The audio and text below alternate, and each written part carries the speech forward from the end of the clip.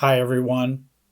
My name is Jerry Wise. I work with a lot of adult children of narcissists or adult children of dysfunctional families.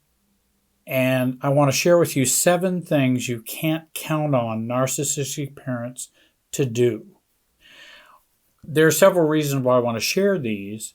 So many times, adult children of narcissists will blame themselves for how difficult the relationship is between them and their narcissistic parent.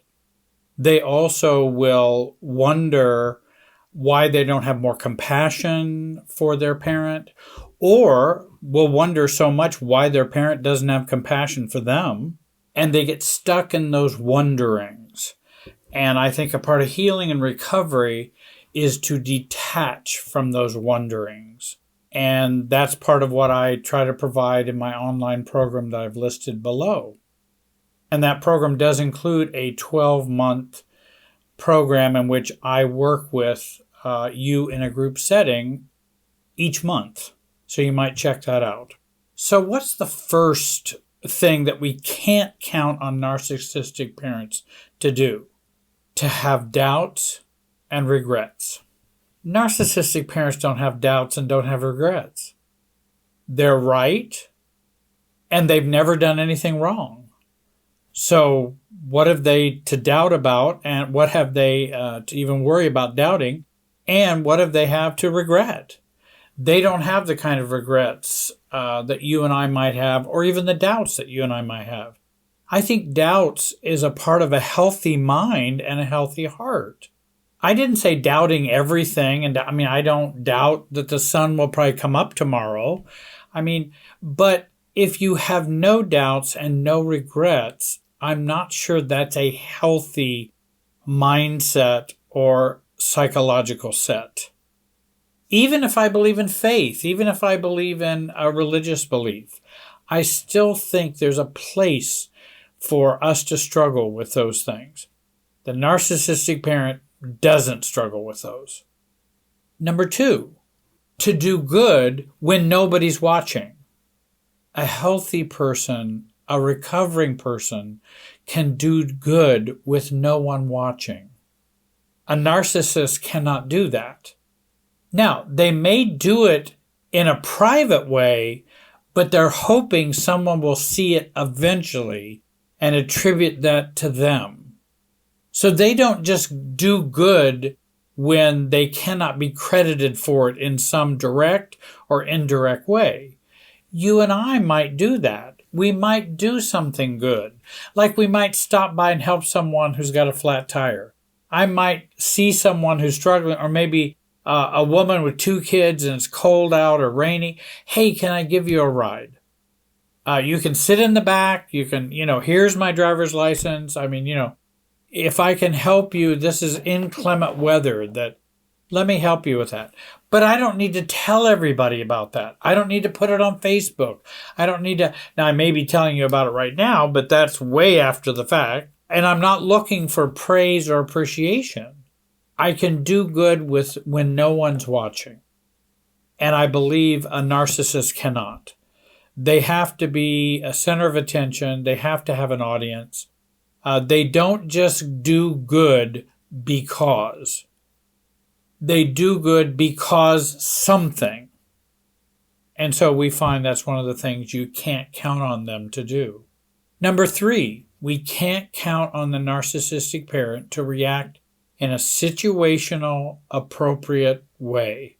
If something is serious or difficult, they may react in a nonplussed way. In serious situations, when nothing's really happening and it's no big deal, they may react to a 10 on a 10 scale and become overly reactive. We can't count on them to be situationally appropriate or emotionally, mentally, or behave well or appropriate to the situation. Can't count on them for that. All you can count on is that they won't. And even if they do, I often get very suspect at that point. If they do react in a situational appropriate way, because I'm going, what game might they be playing? Because many times they are playing a game.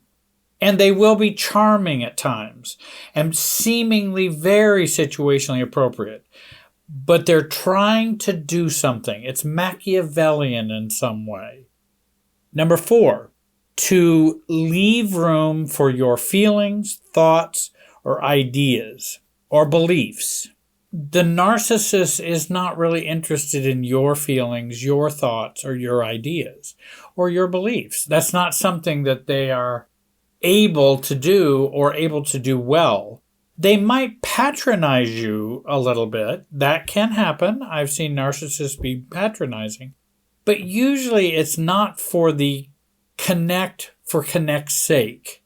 It's not just because they're warm or they're caring, because the narcissist is bigger than life and they take up the whole room, and there's not much room for the rest of us mortals.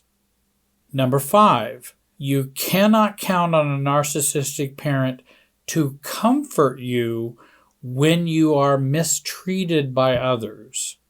Often, what do you hear when you might complain about being mistreated by others? The narcissistic parent will say, they had it a lot worse than that. Even spouses that I've worked with recently, one husband said, hey, my brother bullied me and was even physically abusive to me.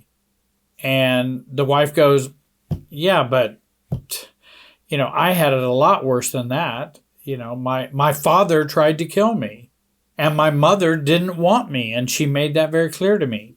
While I understand that may be more severe than what the husband had gone through, but a narcissist will use their own lens to see your trauma and your problems.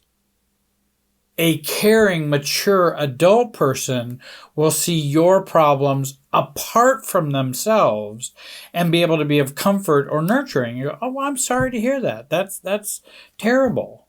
I'm sure that was very difficult growing up with your brother, bullying you or physically abusive. Because I'm separate from you. The narcissist is enmeshed. And so they only see your pain, your difficulties through their difficulties, pain, what they've been through. They can't see you as a separate person. And so that's why they go, well, I had it worse than that. I'm going, well, I didn't say you didn't have it worse than that. I was only talking about Jerry. I wasn't talking about your experience and your pain. But that gets all enmeshed for a narcissistic parent. So we can't count on them to comfort us when we have been mistreated. Number 6, you cannot count on narcissistic parents to avoid constant manipulation, humiliation, and devaluation. You can't count on them to avoid those things. Just when you think it might be a situation where they're not going to be like that, maybe it's in public, maybe it's at an event, and boom, they'll come out with some humiliating or devaluating comments or looks or whisperings, or they will just come out with that kind of devaluation. And also it can be rather subtle. And I remember I just had a situation. The family member said to someone, oh, this is your new apartment. Oh, you actually have it put together.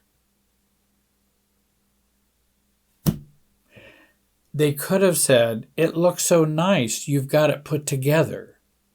But they use the word actually, which means I'm shaming you about the past. Because in the past, you may not have been actually had it together, and I've thought you haven't. And so I'm going to share this humiliating statement with you. And there are many ways those subtle kinds of shaming statements can happen. And we generally know those as being double-edged. And oftentimes I'll say, well, I'm not sure which part of that to respond to, sis. The compliment or the criticism or the shaming. I'm not sure which one to respond to. Because on the one hand, you're saying this looks great. On the other hand, you're saying, finally, it looks great. You actually have this done. Finally. And it's like, wait a minute. You're not my parent. You don't direct what I have to have together or not together. But a narcissist or a narcissist family member, you can't count on them to avoid those things. They must do them. Manipulation, humiliation, devaluation. Number 7, you can't count on the narcissistic parent to celebrate your successes and your high points, the high points of your life or high points or your joy with you, unless they can eclipse the spotlight in some way. In other words, I'm so glad I had a son who could do this. I'm so glad I had a daughter who was able to achieve this. And it's almost like they achieved this. The daughter graduates from law school or graduates from medical school or gets some award or some sports award. And I'm so glad that I had a daughter and all of my support helped her be here. They cannot celebrate your successes without being enmeshed with them and making them their own or absconding with them emotionally. They abscond. They take it from you and put the medal on themselves. And so you can't count on them to just celebrate and let you enjoy your moments. Either your downsides or your good sides, they can't let you just have them. They have to interact with them through their lens and their pathology. They have to interact in that way. Hey, I've got an online program that will help you to heal in these ways that I've been talking about and to recover from being an adult child of a dysfunctional family. And I talk about many things that will help you do that. Certainly, again, I've added on there a monthly group session for everyone who joins the program that's listed below. I hope you will join. And I want to thank you very much for listening and watching today. I hope you have a great day and be wise.